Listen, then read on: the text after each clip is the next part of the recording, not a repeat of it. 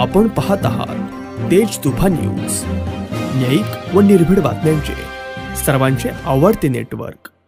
आज नामदार दिलीपराव वळसे पाटील यांचा जय मल्हार बंगला येथे झालेले प्रेस कॉन्फरन्स मध्ये पुन्हा जिल्हा परिषदेचे माजी उपाध्यक्ष माननीय विवेकदादा वळसे पाटील यांनी प्रेस कॉन्फरन्स घेऊन महाविकास आघाडीचे उमेदवार देवदत्त निकम यांच्यावर पलटवार केला आहे।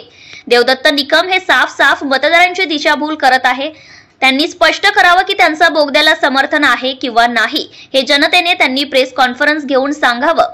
तसेच त्यांचे पक्षाचे जे नेते आहेत खासदार अमोल कोल्हे यांनी सुद्धा ती भूमिका स्पष्ट करावी, जेणेकरून आंबेगाव तालुक्यातल्या जनतेला व मतदारांना आपल्या हक्काचे पाणी मिळणार आहे किंवा बोगद्याद्वारे दुसऱ्या जिल्ह्यामध्ये जाणार हे तरी कळेल।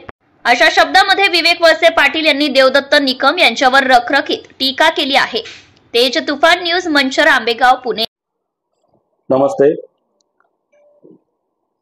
काल डिंबे धरणाच्या बोगद्या संदर्भामध्ये देवदत्त निकम यांनी अतिशय दिशाभूल करणारी वक्तव्य आपल्या सगळ्यांच्या माध्यमातून केली आणि जनतेला या सगळ्या प्रश्नावर गुमराह करायचं काम त्यांनी त्यांच्या वक्तव्यामधून केलं। खरं तर डिंबे बोगद्याचा जो विषय आहे तो या निवडणुकीमध्ये अतिशय महत्त्वाचा असा प्रश्न आहे। गेल्या अनेक दिवसांमध्ये घडलेल्या घडामोडींमध्ये, राजकीय घडामोडींमध्ये या मुद्द्याचा महत्त्वाचा भूमिका त्या ठिकाणी आहे आणि असं असताना नामदार दिलीपरावजी वळसे पाटील यांनी या संदर्भातली आपली भूमिका वेळोवेळी आपल्या सर्वांच्या माध्यमातून, त्याचप्रमाणे जाहीर सभांमधून देखील त्या ठिकाणी आपली भूमिका सांगितलेली आहे। बोगद्याची संदर्भातली सर्व पार्श्वभूमी आपल्या सर्वांना माहिती आहे।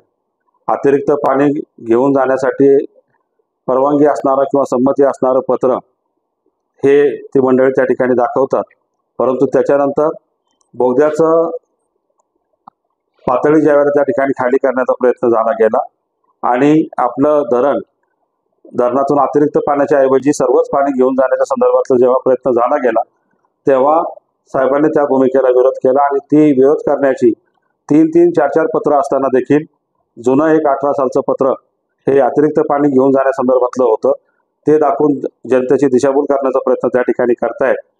हे पाणी घेऊन जाण्यासंदर्भातली किंवा हे पाणी अडवण्यासंदर्भातली भूमिका ज्यावेळेला पक्षामध्ये मांडली गेली, पवार साहेबांकडे मांडली गेली, त्यावेळेला त्यांनी त्या भूमिकेला पाठिंबा दिला नाही आणि म्हणून साहेबांना तो राजकीय निर्णय त्या ठिकाणी घ्यावा लागला आणि तो राजकीय निर्णय घेताना या तालुक्यातील, त्याचप्रमाणे शेजारच्या तालुक्यातील देखील जवळपास 1 लाख एकरवर अवलंबून असणाऱ्या शेतकऱ्यांच्या जीवनमानाचा हा प्रश्न होता।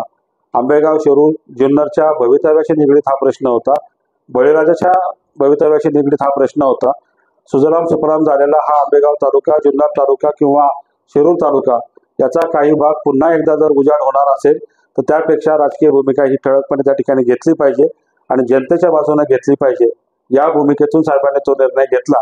काही लोक आता त्याला विरोध करताना किंवा त्या भूमिकाला विरोध करताना कुठल्या तरी पक्षाच्या आणि त्यांच्या नेत्यांच्या सांगण्यावरून, त्यांच्या ताटाखालचं मांजर झालेली ही मंडळी त्यांच्या सांगण्यावरून या ठिकाणी त्या भूमिकेला विरोध करतायत आणि आपलं पद मिळवण्यासाठी किंवा आपल्याला राजकीय फायदा मिळावा यासाठी या जनतेचं भवितव्य पणाला लावण्याला ही मंडळी त्या ठिकाणी तयार झालेली आहे।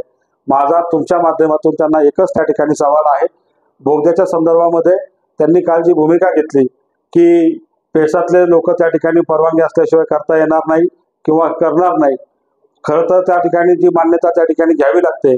पेसा संदर्भामध्ये देखील आम्ही त्या ठिकाणी माहिती घेतली, परंतु राज्य शासनाचे जे काही मोठे प्रोजेक्ट आहेत त्या संदर्भामध्ये पेसा कायद्याला फक्त त्या ठिकाणी ग्रामपंचायतांना सल्ला देण्याचा अधिकार त्या ठिकाणी आहे आणि जरी त्या ठिकाणी थांबवण्याचा जरी अधिकार असला तर जर मग पेसा ग्रामपंचायतच्या सरपंचांनी आणि ग्रामसभा घेऊन त्या ग्रामस्थांनीच जर सगळे निर्णय घ्यायचे असतील तर मग आमदारांची भूमिका याच्यामध्ये नेमकी काय असणार आहे आणि हे पाणी घेऊन जाण्यासंदर्भामध्ये आपली त्यांची स्वतःची भूमिका नेमकी काय आहे हे त्यांनी स्पष्ट करावं।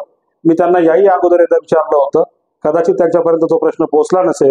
मी आज पुन्हा तुमच्या माध्यमातून त्यांना असं विचारतो की बोगद्याला त्यांचा विरोध आहे का पाठिंबा आहे हे एकदा त्यांनी निसंदिग्धपणे एकदा त्यांनी स्पष्ट करावं.